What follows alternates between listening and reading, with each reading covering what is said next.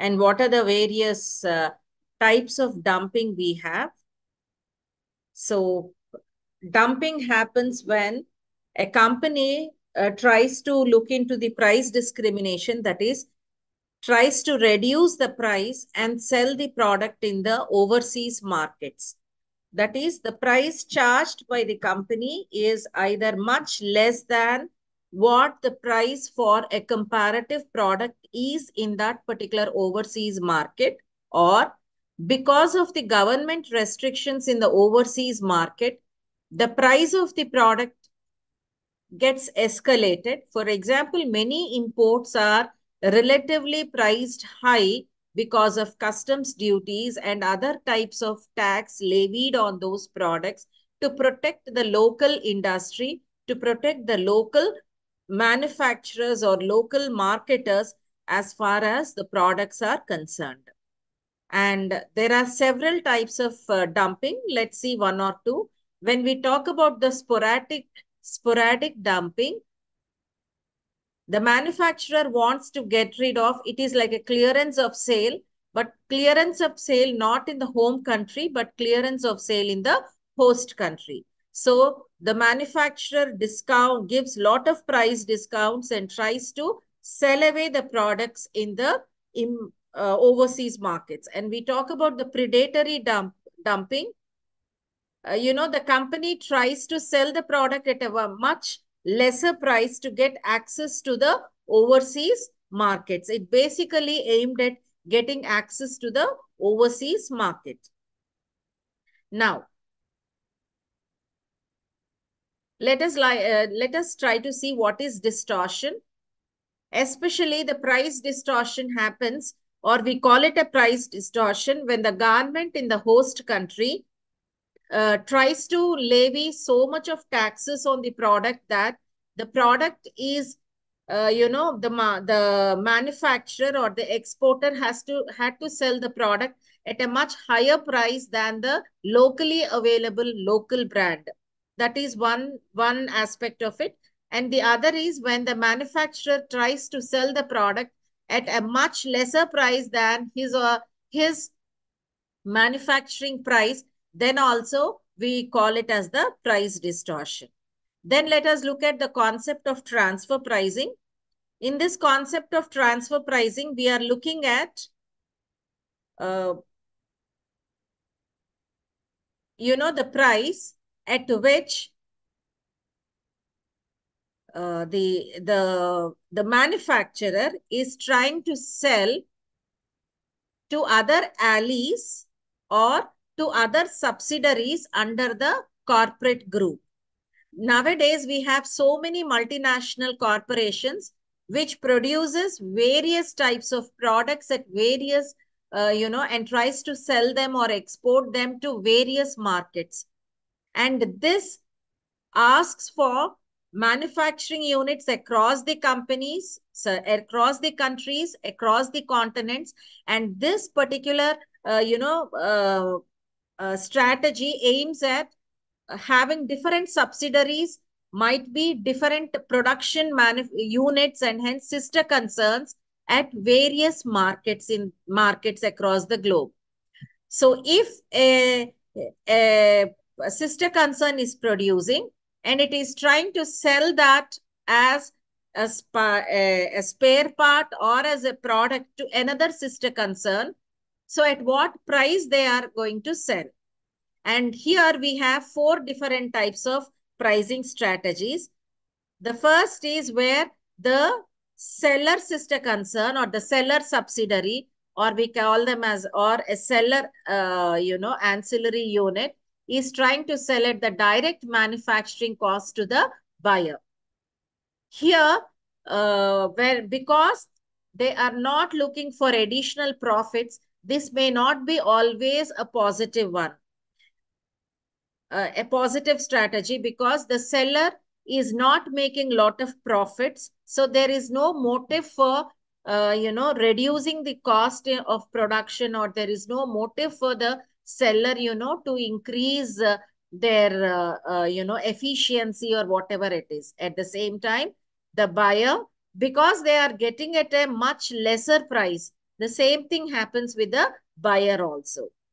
In the second technique, we have a direct manufacturing cost plus a markup, a little markup over the what you call like cost plus. Okay.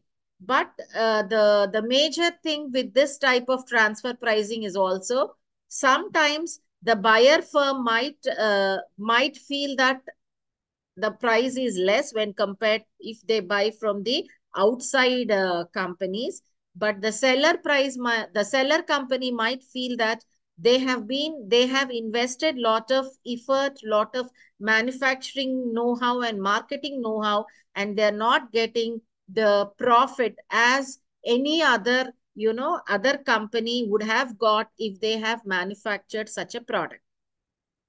The third will be the market-based transfer price. It is very difficult to manage this because different products or a same product might have a different price at different markets. The fourth and the final process is in an identified market. If the buyer company buys the product from some other XYZ firm, whatever the price they are going to quote, the same price will be paid to the seller's firm. So this is more market driven and more impartial way of pricing, so that both the buyer firm and the seller allied firm are in a comfortable position. Irrespective of what type of a transfer pricing strategy is employed by a corporate house, the entire profits lies with the corporate house because both the seller company and the buyer company are allied, are subsidiaries of the corporate house. Now let us see the next concept of counter trade. Now, 1/3 of the global trade is through barter system. This we have tried to understand in the first unit. Even today, many multinational corporations, they try to sell for goods or they try to buy for goods in place of revenue, that is in place of, a particular currency. They are trying to sell for goods or buy for goods. The reason is, the major reason could be the liquidity crunch, that is the lack of, having liquid cash in the currency that is demanded by a particular, seller firm from a seller country. So if this is the case, so what are the options available to the multinational corporations, or what is the options available to the seller firm or the buyer firm? So here the seller is asked to commit contractually, that is by a legal contract agreement, that he is going to take or he is going to sell goods for goods. And in this deal, whatever the seller sells, that worth of goods is exchanged or is compensated with some other good in return. For example, if an XYZ firm sells some textiles to a PQR firm, whatever the worth of those textiles is, the PQR firm will return that worth in form of some other goods, let's say, spare parts, or let's say the textile mills, that is the looms with which the textiles are being made, or any other good that the buyer firm is comfortable with and the seller firm is also comfortable with. There are many forms of counter trade, and this is one way of entering into the foreign markets or the overseas markets. Barter system we have. In barter system, both the companies exchange goods to goods, while in counter purchase, in barter system, there's only one agreement, that is goods to goods. But in counter purchase, they have got two agreements. That is, the exporter sells a particular consignment to the what you call the importer, and the importer promises to pay a particular liquid cash, in a particular currency, but instead of paying the currency in the same particular period of time that is laid down by the seller, that is the exporter, the importer will return it with the goods of the same worth. So the goods also, there will be another transaction or another contractual agreement saying that the importer is now exporting goods to the export to that particular company, and the worth of that particular amount will be written in that particular contractual agreement. The only difference between barter and counter purchase is, in counter purchase there are two agreements, while in barter there is only one contractual agreement. Then we have the compensation trade.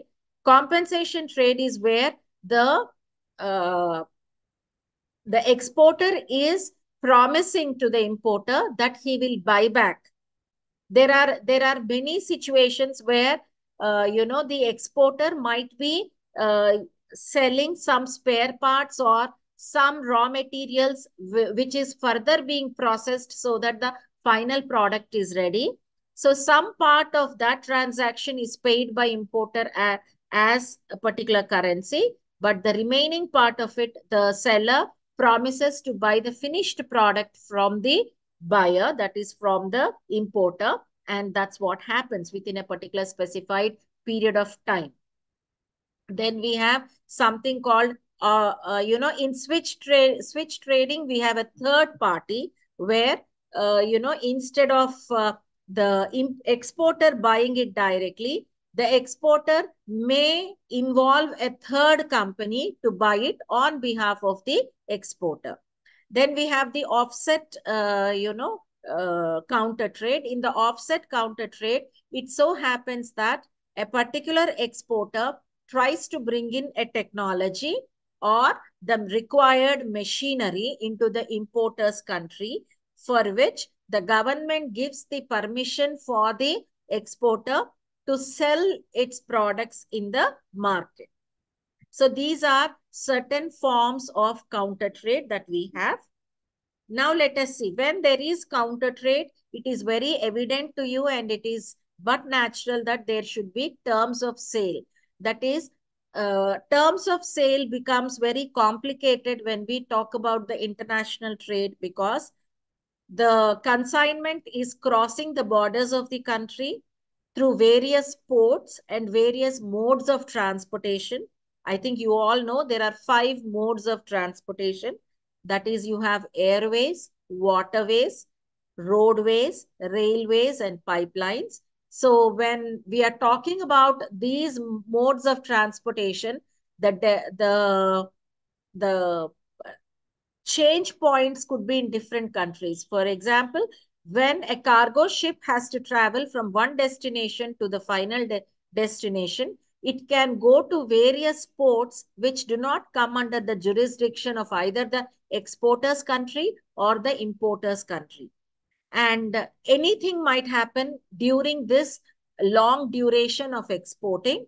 And when these vessels, or that is the ships, the cargo ships, we call them as vessels, travel uh, uh, from different international boundaries. Okay. And there could be pilferage, there could be theft, there could be anything. And this requires insurance amount to be paid. So who has to pay the insurance? Who has to take the risk of that is uh, the ownership of the goods during this travel? How the price has to be calculated. For example, we have the exporters go down or exporters manufacturing unit.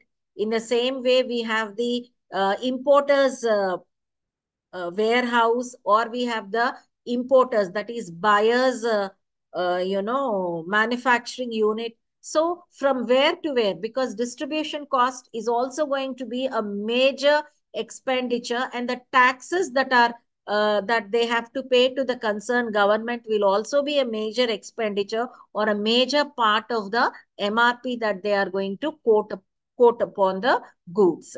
And this calls for different terms of sale during different what we can call transactions. X means it is the starting point, friends. So X works will say that the the buyer pays for everything from the manufacturer's unit. Here, in these terms of sale, the major point is to identify either a destination country, sorry, a common point from where the risk is transferred from the seller's hand into the buyer's hand. That is, the exporter will pay the duties, that is whatever the taxes are there, will pay for the clearing through customs, or will look for the freight forwarders and pay the commission to be paid for those freight forwarders, for clearing these goods through the customs. And third one is for the insurance amount. Okay, so till what point, a common point, is the buyer, that is the seller, going to pay, and from where the buyer takes the responsibility. So deciding that middle point is what the major, the challenge as far as the terms are concerned. And different strategies will talk about different such points. Now, when we talk about the free alongside, we can call it as FAS, named port of shipment, is till that point of shipment, that is till that particular port, the seller pays. So it comes as free for the buyer. FOB is free on board. In this free on board, they are going to decide, once the goods are boarded onto the vessel or the cargo ship at a particular port, a point that is decided mutually between the seller and the buyer. From there on, the responsibility of paying for the freight, paying for the insurance, and paying for the duties and all will be transferred onto the buyer. So accordingly, the price will also be more or less. Same things like CFR is cost and freight. The payment will be done by the exporter till that particular destination. After that, it is transferred to that of the buyer. Then we have SIF, that is cost, insurance, and freight. Then delivered X key, you can call it. Key is the mountain like, or the sand, we can say, part alongside the waters where actually the ships are anchored. Okay, so that the cargo can be loaded and unloaded. Now, till that particular destination, the responsibility of cost, insurance, freight, everything is taken by the exporter. Then delivered duty paid. The delivered duty paid means the exporter takes the responsibility of freight forwarding and other things till the buyer's warehouse or till the buyer's manufacturing unit. Now let us see the methods of financing and means of payment. In this methods of financing and means of payment, we have the first strategy as consignment.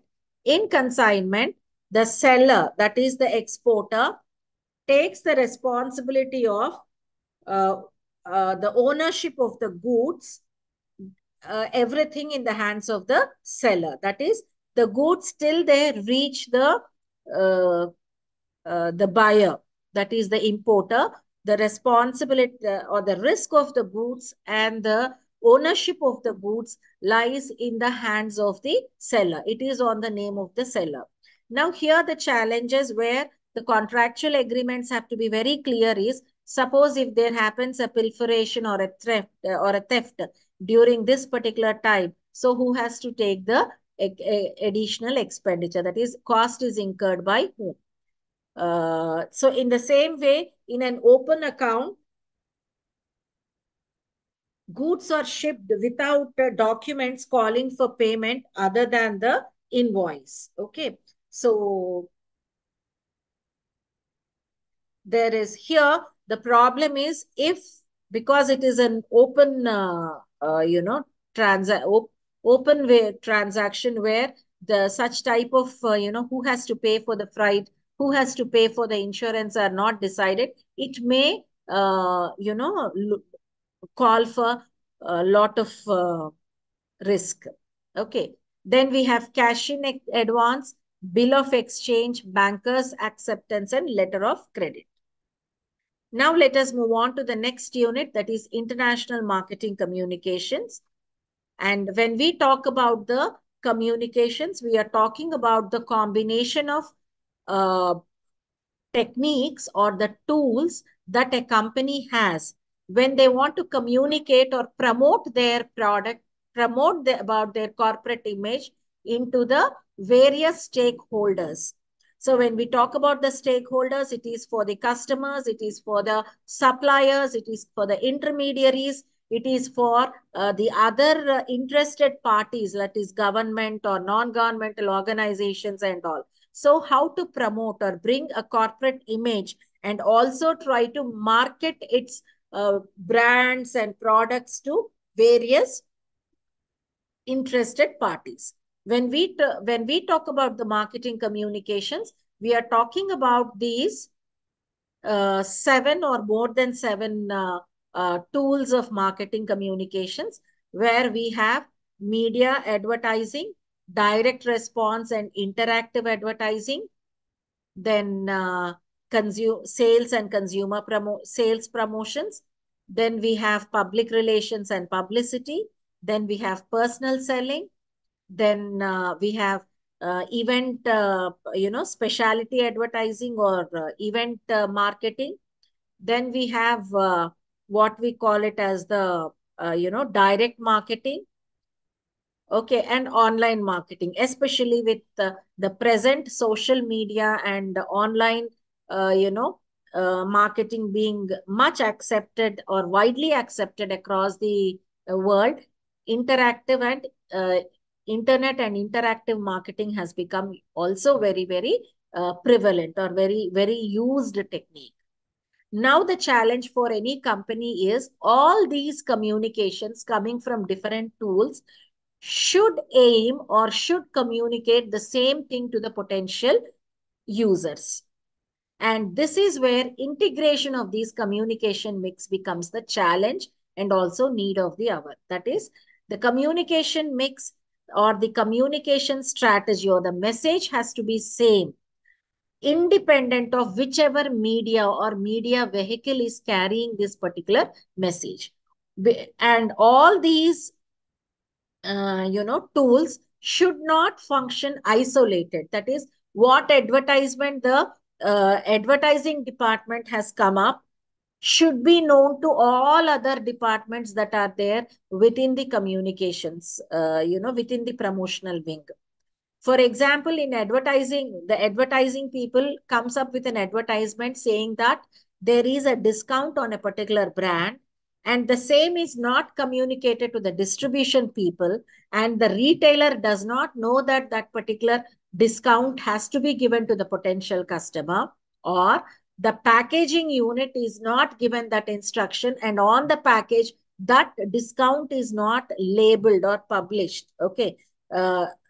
So what happens in the television? The potential user is seeing something, and when he or she is going to a shop and trying to buy it, something else is, they are not getting that particular discount and all. This may create lot of dissatisfaction and lot of dissonance from the potential users or consumers or customers of that particular product, which many a times products also fail because of this.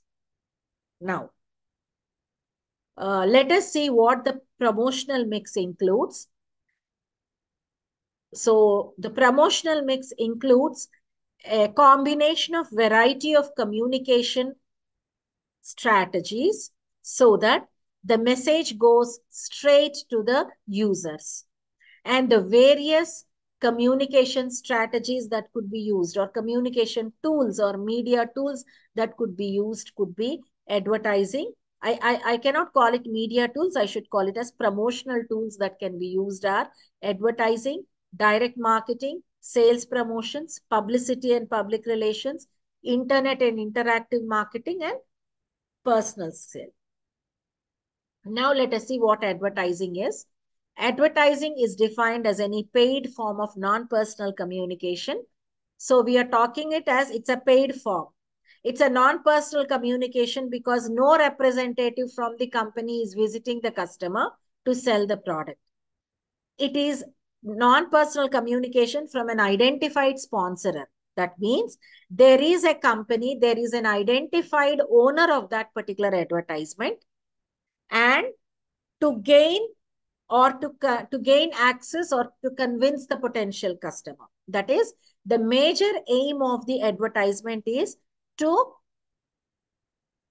inform or to motivate for a change in the attitude towards that particular product. So standard international advertising is the practice that is used to advertise the same product elsewhere or across the world. The challenge for these advertisers will be the language is different, the emotions could be different, because the family of concept, when you take in Asia, Europe, North and South America, are totally different. And this poses challenge to the advertisers when they have to, when they developed such, advertisements or such, audio video advertisement as a part of promoting their product. So they cannot use the same ad in Europe, the same ad in US, or the same ad in Asian countries. And this calls for, uh, you know, uh, coming up with, different advertisements to cater to different markets.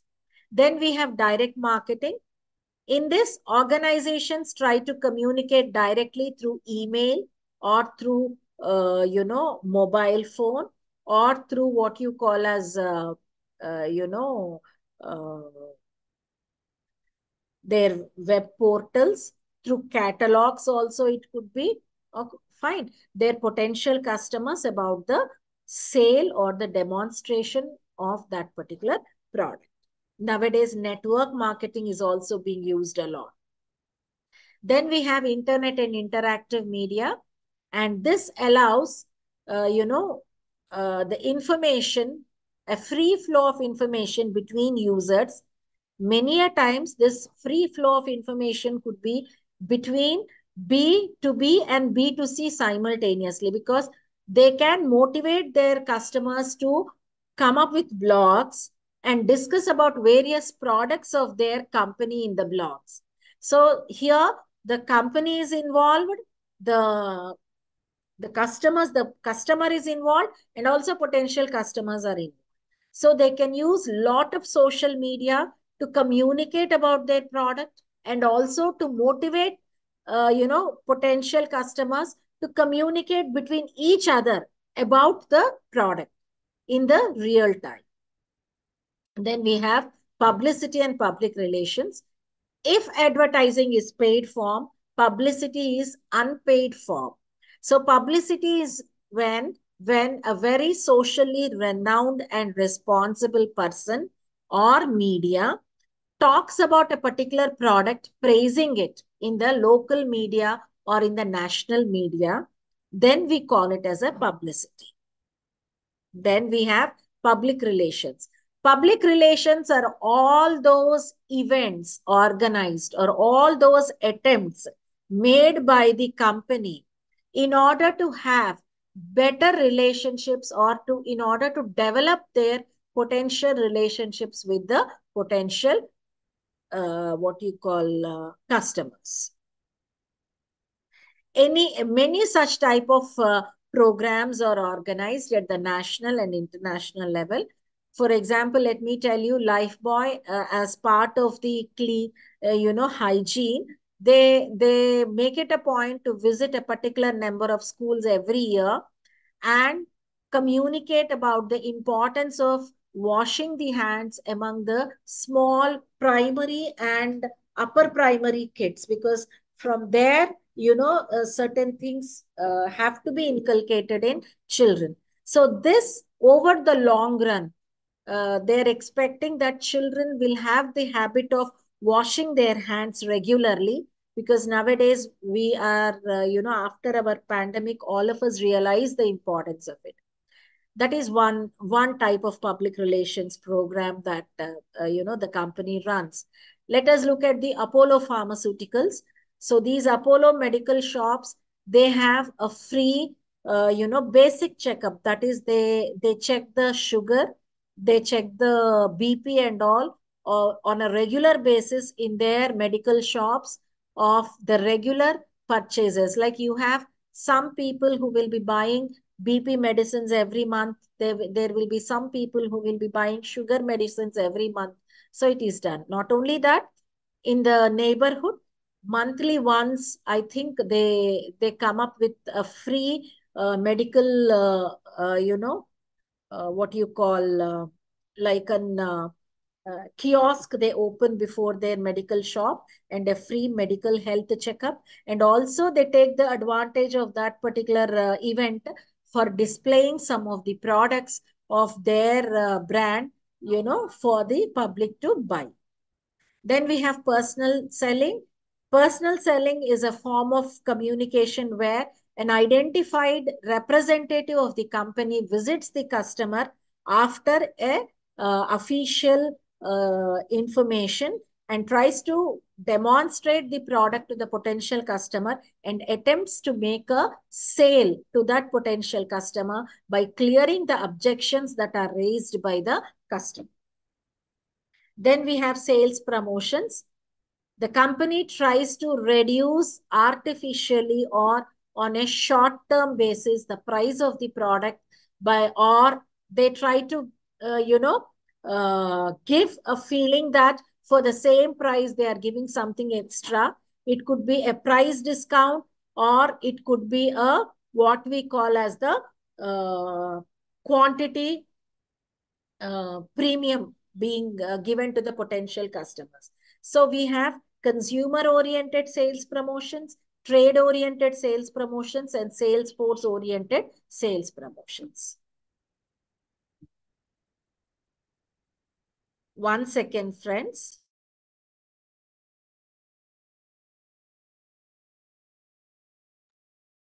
Yeah, let's get back. Then we have patterns of advertising expenditure. So how advertising expenditure is set by the company. Now, there are many different types of advertising and promotional expenditures. The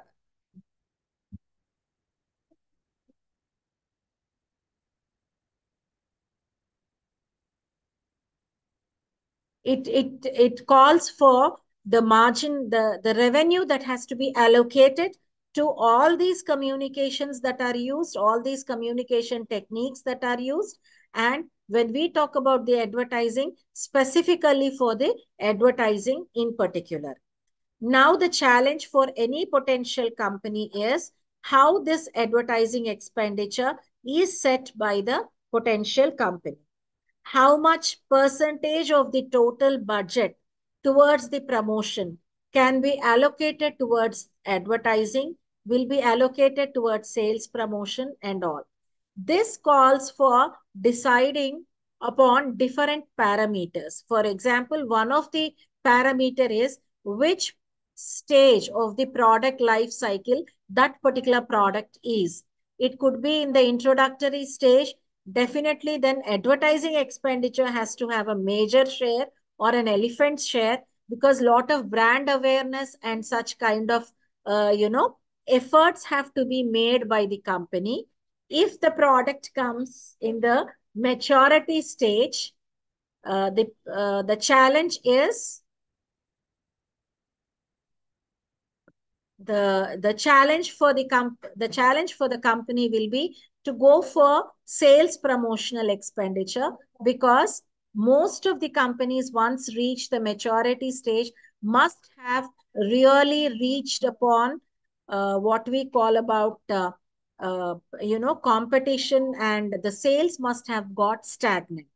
To face that, stagnancy in the sales, and also to face the challenge of the heavier competition, they have to provide the uh, the type of sales promotional strategies, like, or sales promotional points, like, consumer promotional tools. The example could be a discount, it could be an extra premium given, that is, we have on lace chips we have 25% extra for the same price. In the same way, there are so many coupons that are distributed. Here we have two different types of challenge, where we have a sweepstake, that is, there is no compulsion for the potential customer to buy the product to involve in a sweepstake. Okay, so things like that. While the size of marketing budget is decided, one or two examples I have given. In addition, we are looking at uh, customers' attitudinal difference, because different products calls for challenges in different markets, especially in the international markets. We have some products that are being used regularly in some overseas markets may not be used regularly in the other overseas markets. When we talk about the cool drinks are but compulsory in most of the European and American households, but it is when you come to the Asian countries, where these Asian countries are mostly tropical, water is a part of most of the usage, and cool drinks are when, to uh, celebrate a special occasion or to have a change from the regular know-how. Now let us look at the various advertising media. One second, friends.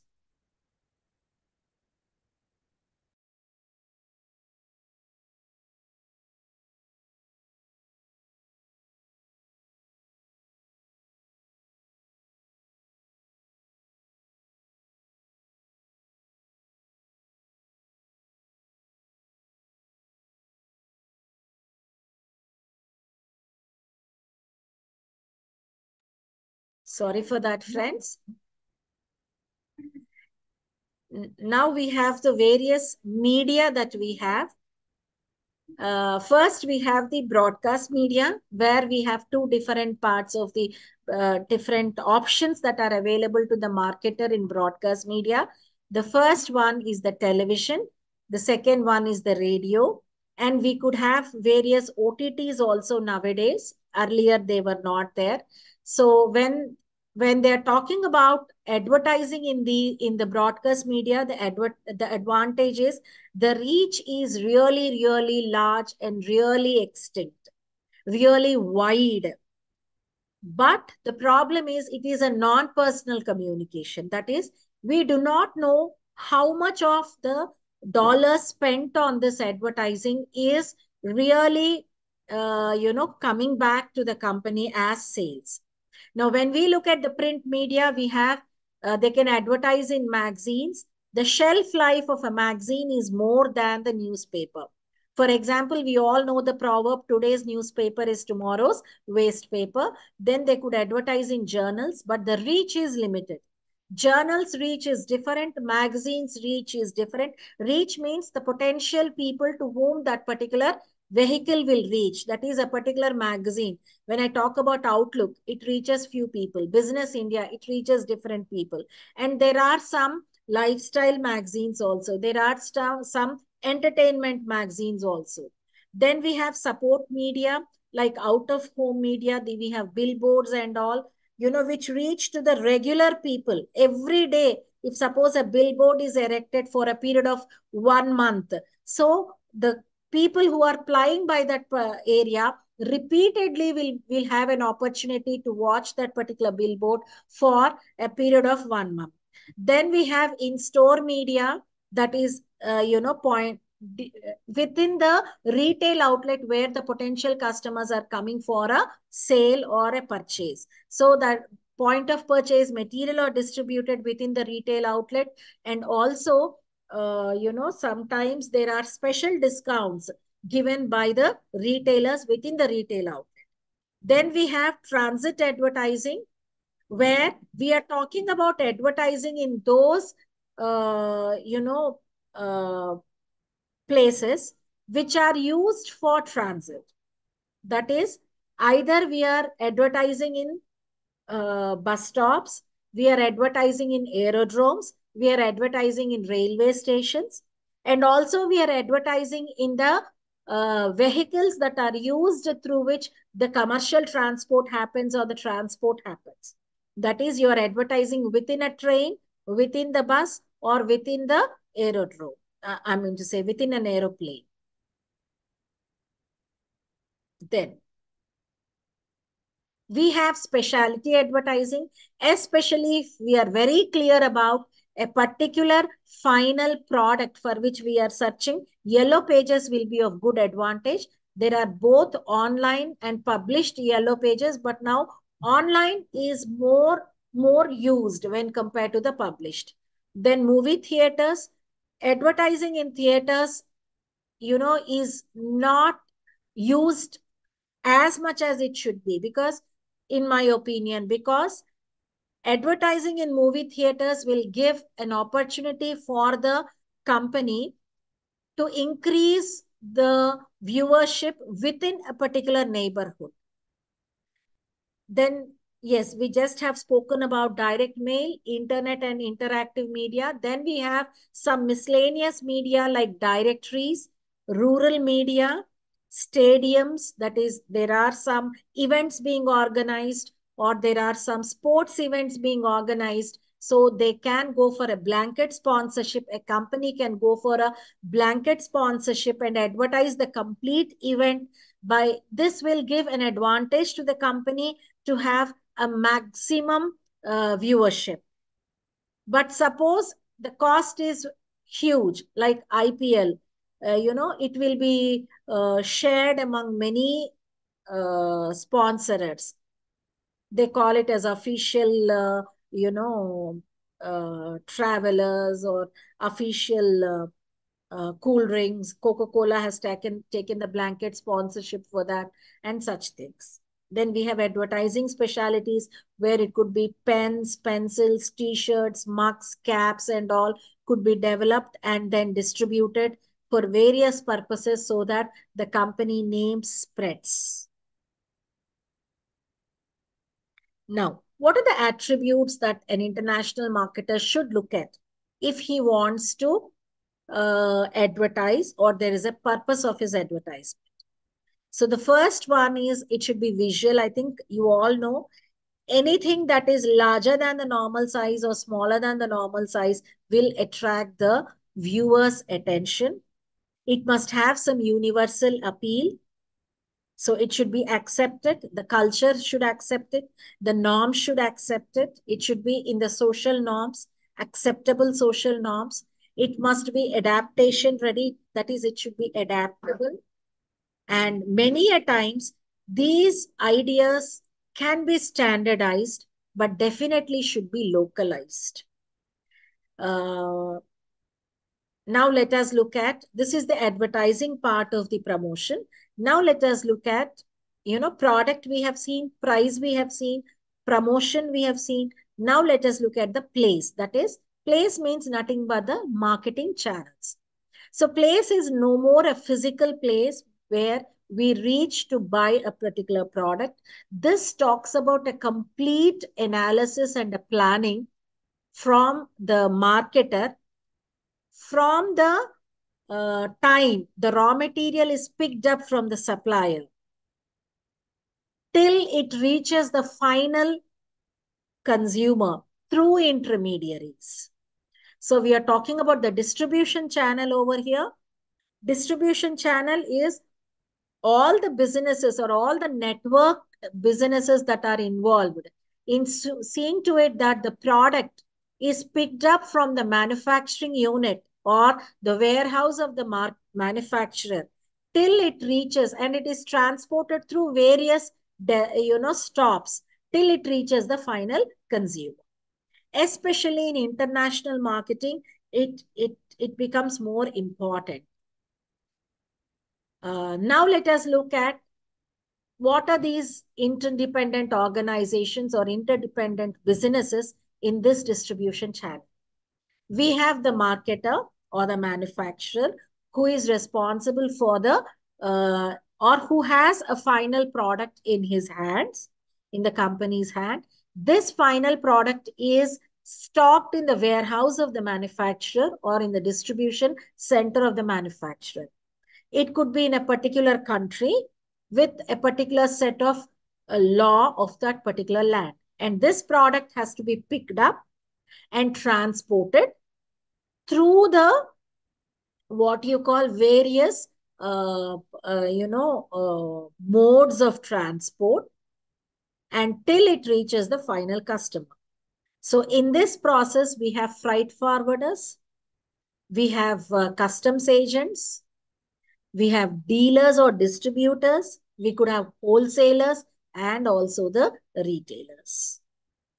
Now, distribution channel, as we all know, is a set of interdependent organizations involved in the process of making a product or service available for use or consumption by the consumer or business unit. So usually the companies use two principal channels. First one is the direct selling and then it is indirect selling. Indirect selling is also known as local or domestic, channel. Now let us look at this.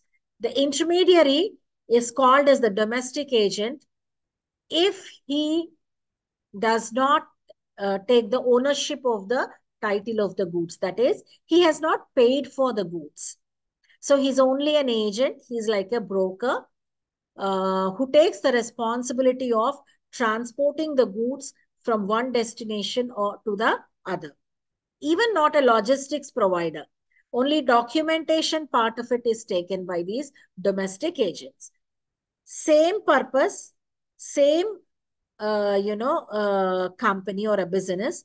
If they will be called as the domestic merchants if the title or the ownership of the goods is taken up by the business. So a domestic merchant is called so if the business owns the goods, regardless of whether they take the possession of the goods or not. Owning does not mean that they transport the goods to their warehouse, but they take the risk of that particular goods and they must have paid for that particular goods. Now, we have different kinds of agents, especially we can classify them as export broker, manufacturer's export agent or sales representative, export management company, and all. Now let us see. An export broker, he does the major function of bringing the exporter and the importer to a common bench, that is to a common consensus. And this is done for a brokerage or a fee. And so he does nothing else. Especially why this is important is there are so many companies who really concentrates on manufacturing. They manufacture efficiently, but they may not know where their potential buyers are, their potential customers are. And this demands that they hire some export brokers who search for buyers across the overseas markets and take and brings one to them. Then manufacturer's export agent or sales representative is very clear with the word itself. Then we have export management company. So it's a full-fledged company. Under a contractual agreement, they manage the entire export program of a manufacturer so that the manufacturer concentrates on manufacturing and develops competitive advantage into manufacturing. And this becomes important, especially in international trade, because they have to clear the cargo from various customs clearances. Okay. Now, let's see some more. We have a cooperative exporter And this cooperative exporter is a manufacturer with its own export organization that is retained by other manufacturers also to sell in some or all foreign markets. That is, this particular cooperative exporter also tries to help other manufacturers to sell in foreign markets for a fee. So he himself manufactures and sells, and he also sells other manufacturers' products or exports other manufacturers' products for a fee. Then we have a purchasing or a buying agent, and this export agent represents a seller or manufacturer or a foreign buyer, but this agent residing and conducting business in the exports country. That is, wherever the host country is there, this exporting agent is, local to that particular country, and hence having a contractual agreement with them eases the exporting process.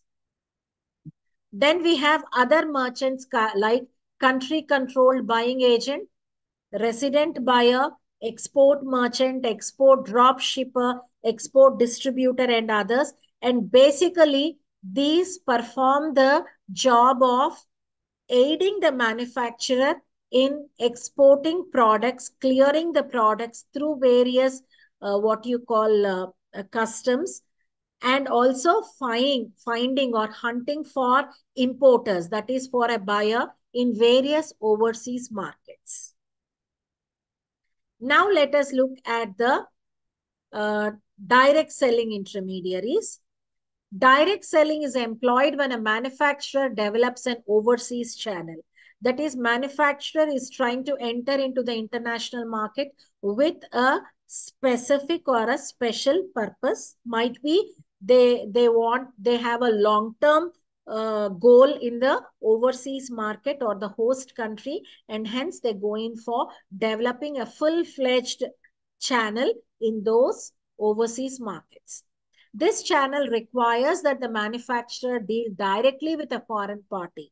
That is basically the importer or importers or a buyer in the overseas market or a host country without going through an intermediary in the home country. That is, they don't have these indirect channel members who take the responsibility of freight forwarding and also identifying a buyer in the overseas market for a fee.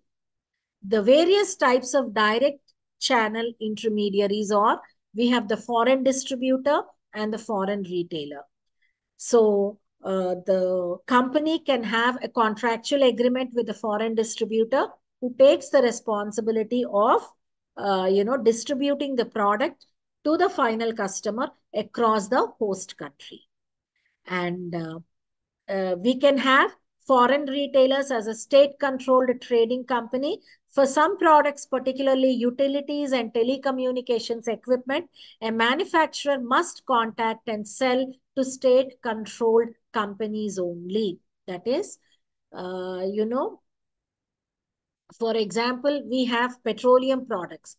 Petroleum products are mostly marketed through the public sector units in our country. So that is what we mean to say here. So anybody who wants to sell, crude oil, they will be selling the crude oil to these refineries who are identified or who are approved by the government. And the foreign retailer, end-use foreign retailer, let's see, sometimes a manufacturer is able to sell directly to foreign end users with no intermediary involved in the process. And this is a logical or a natural choice for industrial products. That is, during B2B transactions, this type of selling to the end user directly by the manufacturer is practical. Now let us look at the suitability of a particular channel towards a particular country, because a company cannot use similar channels across the countries. So one channel might be suitable in one country, while one channel might be suitable in other country. For example, in Japan, Any foreign country, if they want to sell in Japan or Korea, no, South Korea and all, they have to sell through their local distribution networks only. That becomes compulsory because that is the culture that is followed over there. It is corporate culture. There is no government compulsions over there. So such a type of strategy is important in such countries. Then the channels can be classified based on the following category characteristics. That is political stability. The strategy that a company has to market in China may not be the same as to market in a country like India. Then the market opportunities available, economic development and performance in those countries, cultural unity, legal barriers and restrictions, and there are many psychographic barriers, that is behavioral barriers or lifestyle issues of the people in that particular country, and the culture, most of the corporate culture and the corporate climate that is being followed or existing in that particular host country, and the geocultural distance also, that is the geographical difference and the cultural difference that exist. There are various channel decisions, like we have channel length and width. Why this becomes important is, for example, I will give you an example. Suppose a company is trying to sell MRI machines. Things are very clear. Okay, only hospitals will buy MRI machines. That too, big corporate hospitals will only buy MRI machines, or some pathological laboratories like Vijaya Diagnostics and all kind of a things buy MRI machines. So they need not even go for selective or distribution also. Intensive distribution is not at all required. Suppose a company tries to sell newspapers, or they tries to market, dairy products. Suppose I want to buy a newspaper. The newspaper should be available before my eyes. Else, I won't buy it because it's not a compulsion. That is why you could see Hindustan, Benetton and Coleman promotes Hindustan Times. So these, differences will always be there. So they should have intensive distribution. That is, every possible shop should have those products available. Then only the products can be sold in the market. While you talk about jewelry, Tanishq has got only 3 outlets in Hyderabad. Okay. Why? Because jewelry item I don't want in my neighborhood that I go and buy it. That is what when we talk about the channel decisions. Not only that, the length of the channel. How many intermediaries should I have? Depends upon geographically how much a company is trying to penetrate inside. And what are the determinants of channel types? What type of a channel we go for? I told you intensive distribution, selective distribution. Okay. Then only in company owned showrooms, the product could be sold. There are legal regulations. It depends upon the image of the product characteristics, middlemen's loyalty and conflict, and the local customers, where the locals have the habit of going and buying the products. For example, in India, veg and non-veg products are not available at one place, except in supermarkets where uh, packed or processed veg and non-veg items are available in freezers. Okay. But if you take most of the Western distribution and most of the European distribution, in a supermarket, you have grocery section, you have non-veg section. In non-veg section also, you have packed, that is, branded, and also live also. Okay, so such differences are there. In India, it does not happen like that. Local customs. And now let's look at the appropriate transportation mode. It depends upon where the market is located, the speed and cost. Suppose some markets are not located besides, international waters. Might be a combination of transportation modes have to be used. As I have already told you, You have waterways, airways, railways, roadways, and pipelines. Pipelines, if you're talking about water, is distributed through pipelines. Crude oil is distributed through pipelines. That's it as of now in the world. There are, even LPG, gas is also distributed through pipeline. There are three basic types of shipping companies, uh, especially in water transport. That is, when we are talking about waterways, we have conference lines, independent lines, and tramp vessels. So conference lines means they form an association, different shipping companies. They are members of a bigger association and they have common rates across. That is, the price charged will be common, will be same. Independent lines, they charge different price according to them. Tramp vessels are for a particular consignment only they transport. They are not regular shipping companies. Okay, the same is explained over here. Then we have cargo insurance, especially in the international transportation or international distribution. Insurance is a major expenditure and a major must. Even in the recent times, we are hearing where shipping vessels are hijacked and various governments are using their, navy with the help of air force to see that the ship is freed from the hijackers. Recently, we all have heard Indian, uh, uh, our navy has done such task, has taken up such task and successfully freed a ship from the hands of the hijackers. Usually, inland carriers bear the responsibility for much damage to goods while in their possession. What all the terms of sale we have, we have learned in the past slides, it talks about one major thing is cost, insurance, and freight.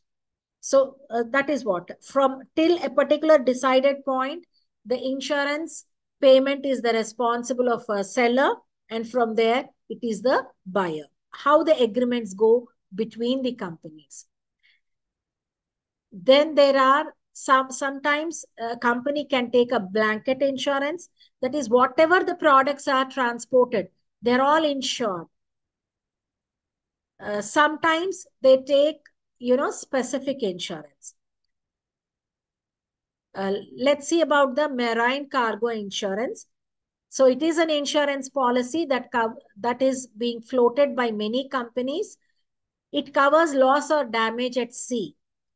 Though it applies to shipments by mail, air, and ship, because we are calling it as marine, it is mostly during the water transport. So it is similar to domestic cargo insurance, but provides much broader coverage because we are talking about the international waters and transportation through international waters. Now, there are two types of marine insurance. You have a special coverage, blanket coverage. As I told you right now, blanket or open coverage is where all the shipments, all the cargo is covered in that insurance. While special coverage is one time, only that cargo identified cargo transported between identified time dates are covered as part of that particular insurance policy. Mostly it goes with the requirement, the usage of the potential customers. Now let us look at two more concepts, like what happens in international packaging and containerization. Now, containerization has also become standardized. Now, there are so many new methods have come in packaging, and companies have realized the importance of environmental friendly packaging. Packaging consists of two things. One is industrial packaging, the other is interior, that is the unit packaging. Packaging also talks about two things. One is instructions that are labeled on the packaging, especially for the freight for the unloading and loading of freight and all, that is during the transportation. First thing. Second thing is the labeling on the unit for the potential customers. There are 4 different types of packaging problems that are encountered by the distributors or the marketers at large. They are weight. Okay. How are we going to pack them? Fine. It talks about the unit packaging and also the transport packaging. Usually 12 smaller units are packed as one. Like that, 12 are further packed as one carton, 12 cartons as a box, 12 boxes as a bigger box. Like that, it goes on. And breakage. How is the bulk being broken down? Breaking the bulk we call as, a sorting we call it as. Then how are we going to deal with the moisture and temperature? Because different products may call for different moisture controls and different temperatures.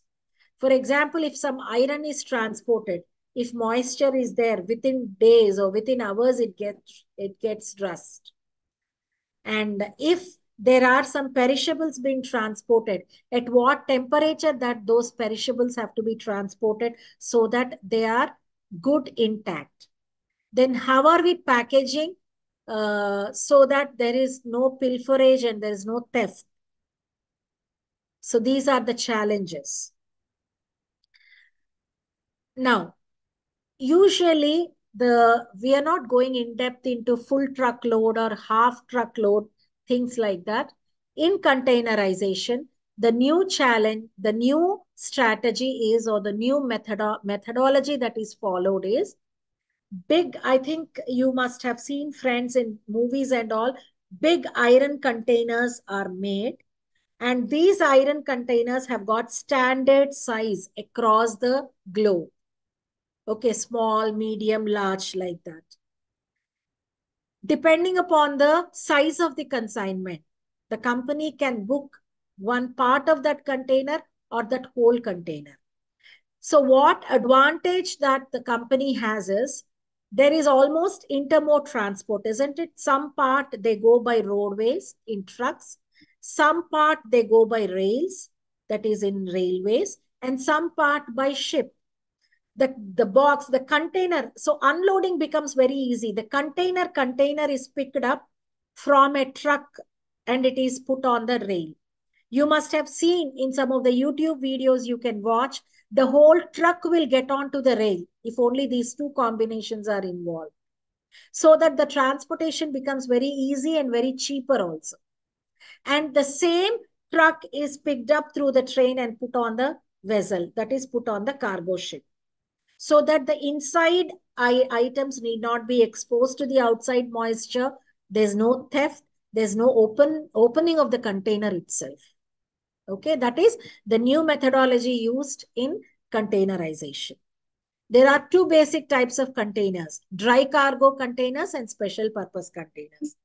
Why special purpose containers are involved is when there are some special requirements in terms of temperature and other that is demanded, that is required during international travel because of the type of the product involved. Special purpose containers become evident.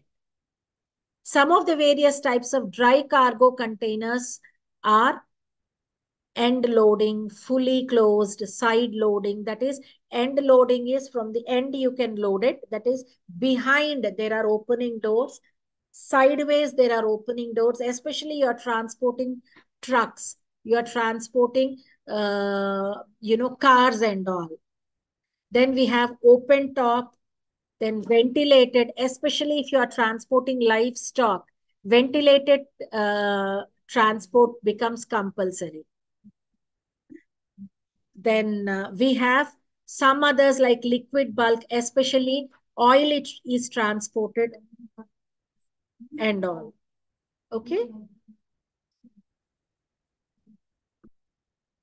Now we have different types of freight forwarders, and these middlemen, those are called as freight forwarders. Uh, they get involved in the mountainous or the voluminous paperwork or documentation that is involved during the international trade. Especially this becomes important because there is the bankers bank. Okay, and there are other export regulations or export demands by different government authorities, and customs have to be cleared. And the various documentations are, we have the traffic operations, that is methods of shipping, government export regulations. So what all documents are required has to be furnished. Overseas import regulations are there, and documents connected with foreign trade and customs clearance. And for today, let us stop, friends, and we will continue in the next class. Thank you. I am stopping the share, friends.